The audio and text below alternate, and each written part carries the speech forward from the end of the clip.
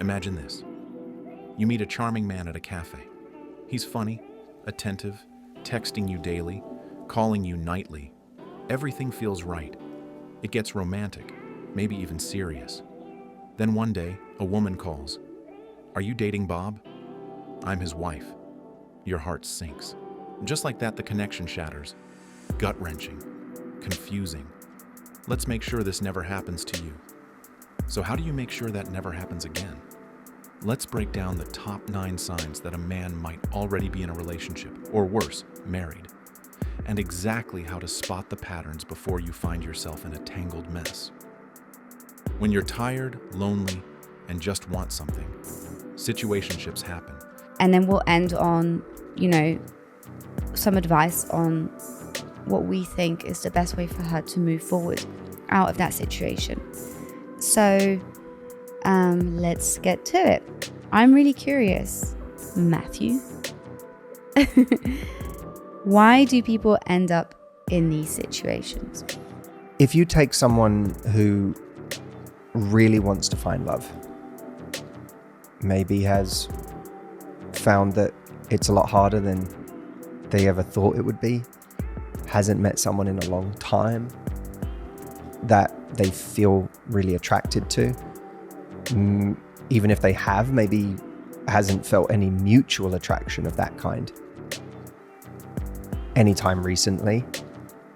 And a lot of people, let's be honest, are not either proactive or struggle to create opportunity outside of their regular life. Right? They're probably seeing friends on weekends. They get to the end of a long day at work and they want to go home and watch an episode of their favorite show and eat dinner and go to bed before doing it all over again.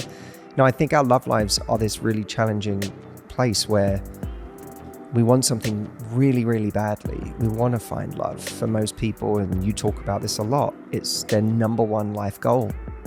Especially at the point of their life that they come to us for coaching, it is their number one goal.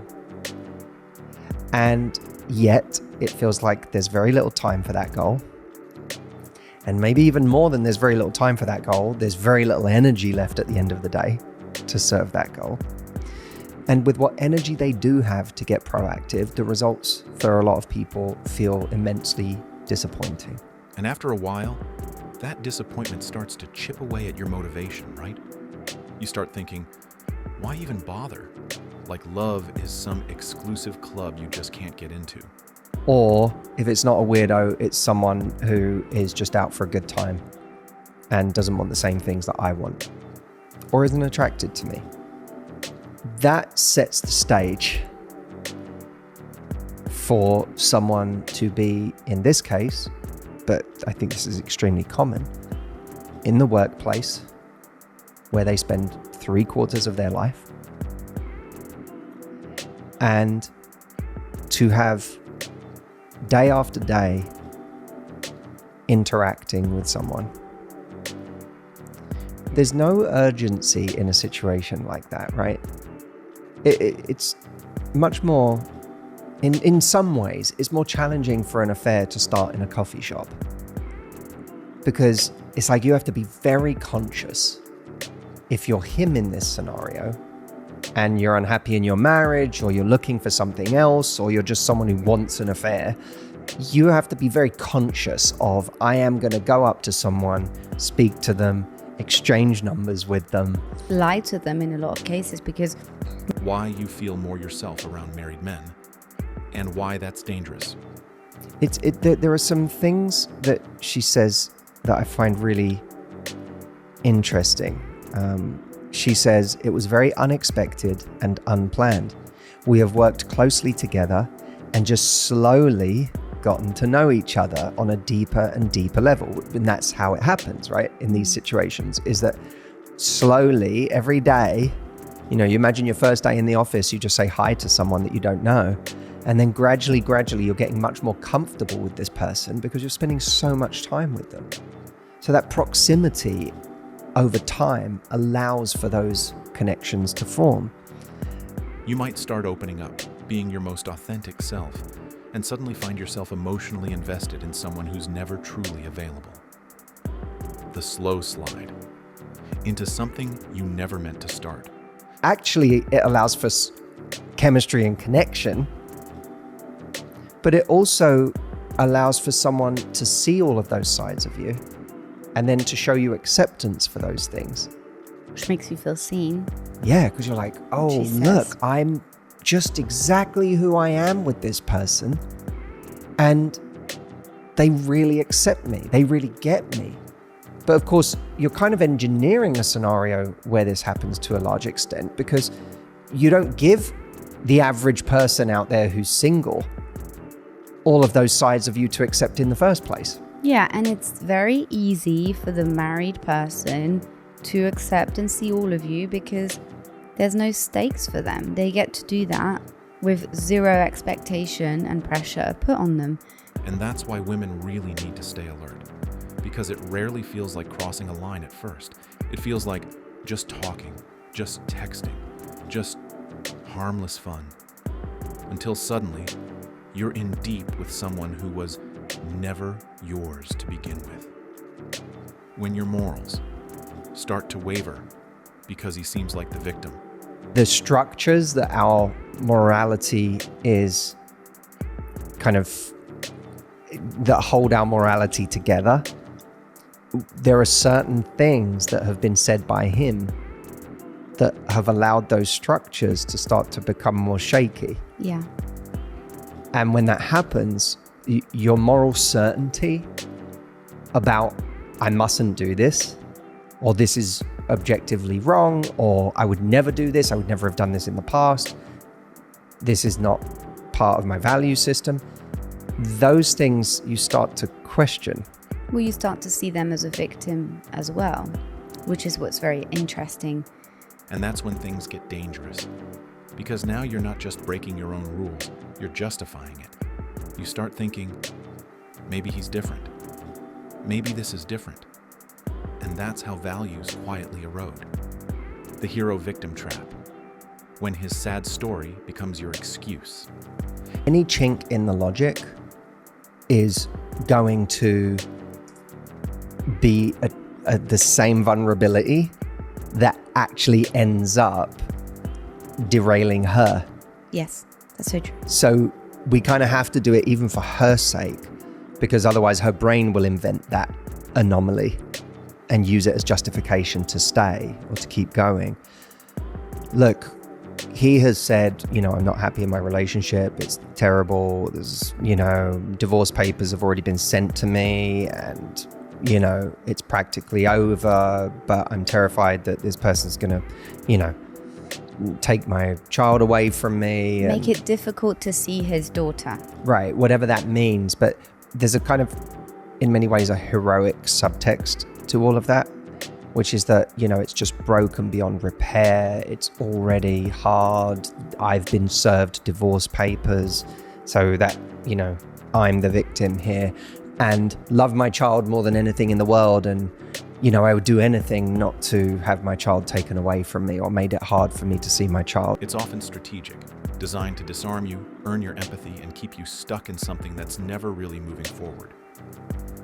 When he's the victim, but you're the one being played. I think the simplest explanation is that whatever reason he's doing it, he has found a way to manipulate the perception of the person he's cheating with, to look at him as this perfect being. And this victim. When in reality, the two victims are not him. They are Jenny and his wife. Right. But Jenny is having a hard time believing that because she's in it. Right. And there are any number of people out there listening to this podcast right now that can point out objectively something in a friend's situation, but when they're in it, being fed the logic. And while you're feeling sorry for him, the truth is, you and his partner are the ones paying the emotional price. Even if he's telling the truth, that doesn't make him right for you. Even if what he's saying is true, it doesn't change the fact that he is someone who is therefore living in a fantasy where he's basically closing his eyes and covering his ears and going, I can't face the consequences of leaving this relationship, but the relationship also isn't tenable. So I'm going to have an affair. And I guess hope that never blows up in my face, which shows not just a desire to live kind of in this fantasy world, but also a lack of like real short-term thinking. If the consequences of his marriage breaking up are true, then he's not someone who shows great judgment, because he's precipitating the very thing he's most afraid of. And he's going to make it happen on a far worse scale from the way that he's going about it. Because instead of saying to his wife, I would like to leave, this marriage isn't working for me anymore, he's willing to risk that she finds out he's having an affair and all of the consequences that will come with that emotionally. Because what he's really doing is escaping, not deciding. And if someone can't take accountability for their own mess, why should you believe they'll handle a future with you any differently? He's not choosing you. He's using you to escape. The truth is probably far more simple. He's just wants affairs or isn't happy and is willing to lie to everyone involved, from Jenny to his wife, in order to get what he wants. But even if you give him that everything he's saying is true, that still makes him a bad partner to me. It makes him someone who can't face up to reality, who can't do what's necessary to create change in his life, who is willing to do something incredibly reckless because of his fear that could actually blow up his life far worse, and is willing to make Jenny the collateral damage for his short-term or medium-term comfort as an escape from his relationship, not seeing her as an autonomous, independent person with her own life goals that need to factor into the equation. So I don't think he comes off very well as a partner. I think he comes off as a terrible choice of partner, even. And the scariest part? He's not even seeing you as a person, just a temporary solution to his discomfort. That's not love, that's survival on his part. And you're the one paying the price for it. If he leaves her because of your ultimatum, is that really love? That ultimatum is one you lose. The moment you give an ultimatum, you'll find out exactly what this is. And by the way, let me put this to you as an idea. Let's say the ultimatum finally made him say, fine, I will leave my marriage and be with you. That would be the right thing, but it's the right thing done under duress. This is a bit different from, an ultimatum from, when you give someone an ultimatum who is simply kind of casually seeing you, but, wants to keep seeing you, but won't commit. If you give an ultimatum in that situation, you can argue that committing to you, it's not that committing to you is the right thing, right? It's not a question of right or wrong. It's just a question of don't waste my time. So if you want to be with me, you have to commit. And if you don't want to be with me, so be it. You're kind of doing something that helps them or may raise the stakes for them to make up their mind. But what they're making up their mind about isn't necessarily a question of right and wrong. In this situation, him suddenly doing the right thing because you gave him an ultimatum is him doing the right thing under duress. Because doing the right thing under pressure isn't the same as doing it with integrity. And if it takes a threat to get him to choose you, what does that say about the strength or sincerity of that choice? If you've ever found yourself thinking, everything's perfect, except he's married, this video is your wake-up call. Don't let charm blind you to red flags. Like this video if you've learned something new, and hit subscribe so you never miss the signs again.